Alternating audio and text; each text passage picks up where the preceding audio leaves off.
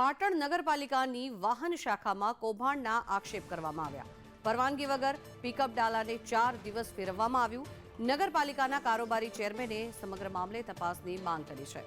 3128 kilometre ક્યાં ફેરવવામાં આવ્યું છે તેની તપાસ હાથ ધરવામાં આવે।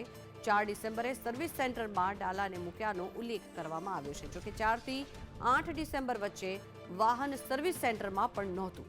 જોકે કોંગ્રેસ પ્રમુખે સીસીટીવી સાથેના પુરાવા રજૂ કરતા આ સમગ્ર ભાંડો ફૂટ્યો હતો। અમને માહિતી મળી હતી કે વાહન શાખાની એક ગાડી બહાર ફરી રહી છે, જેનો નંબર GJ24GA 0885 હતો। એની તપાસ માટે અમે નગરપાલિકામાં આવ્યા। લોકબુક માગતા અધિકારીઓ દ્વારા લોકબુક હંતાડી દેવામાં આવી હતી। બાકી તમામ લોકબુકો બહાર હતી, તો એક જ લોકબુક હંતાડેલી હતી, જેના કારણે અમને શંકા જતા અમે તપાસ આદરી। તો અધિકારી એવું કહેતા હતા કે અમે ગાડી સર્વિસમાં મૂકી મહિન્દ્રા શોરૂમમાં, તો અમે મહિન્દ્રા શોરૂમમાં તપાસ કરી તો ગાડી હતી નહીં। 4 તારીખે નગરપાલિકાની રિપેરિંગના મને એ બહાર ગઈ હતી ને 4 તારીખથી 8 તારીખ સુધી એ 3000 કિલોમીટર ફરીને આવી। ક્યાં ફરી એ તપાસનો વિષય છે, અમને જાણ મળી છે। અમે એના માટે તપાસ કરાવવાના છીએ।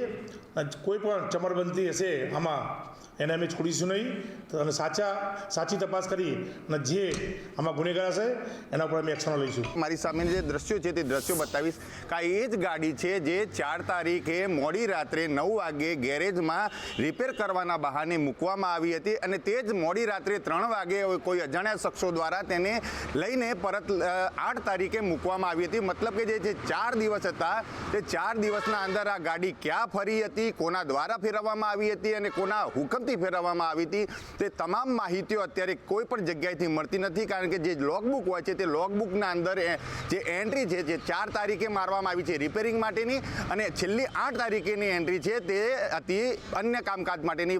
4 તારીખથી લઈને જે 4 દિવસ છે તે 4 દિવસના અંદર 3128 કિલોમીટર આ ગાડી કોઈ અજાણ્યા શખ્સ દ્વારા કે કયા લોકો દ્વારા ફેરવવામાં આવી છે તેની હજુ સુધી માહિતી મળતી નથી। પરંતુ જે પાટણ નગરપાલિકાના અંદર અનેક કૌભાંડોના આક્ષેપ થયા છે, તેમાં ફરીથી એક વધારે કૌભાંડનું ઉમેરો થાય તેવી શક્યતા છે। યશવંત પટેલ, સંદેશ ન્યૂઝ, પાટણ।